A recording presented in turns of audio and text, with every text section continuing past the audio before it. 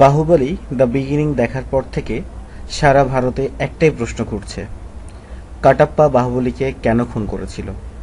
সেই উত্তর জানার অপেক্ষায় গোটা দেশ এখন অধীর আগ্রহে তাকিয়ে রয়েছে আগামী বছরের এপ্রিল মাসের দিকে। তার আগে অন্য কারণে চর্চায় বহুল প্রতীক্ষিত ছবিটির দ্বিতীয় পর্ব। গত 12 নভেম্বর আয়কর দপ্তরের হামলায় 60 কোটি টাকা উদ্ধার হয় বাহুবলীর প্রযোজকের বাড়ি থেকে। এখন ছবির একটি গুরুত্বপূর্ণ দৃশ্য ইন্টারনেটে ফাঁস করার অভিযোগে গ্রেপ্তার হলেন ছবির অন্যতম গ্রাফিক ডিজাইনার।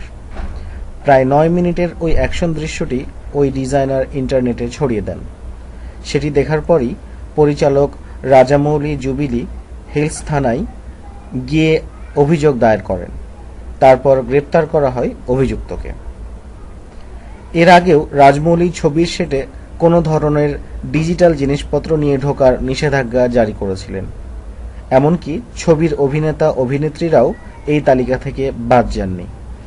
তা সত্ত্বেও গত সেপ্টেম্বরে ছবির শুটিংয়ের সেট থেকে ছবি ভাইরাল হয়ে যায়। তারপর এই দৃশ্য লিক হয়ে যাওয়ার বেজায় চটেছেন প্রযোজক। আশা করি আজকের খবরটি আপনাদের ভালো লেগেছে। যদি ভালো লেগে থাকে অবশ্যই লাইক করবেন, শেয়ার করবেন এবং কমেন্ট করবেন। ধন্যবাদ সবাইকে।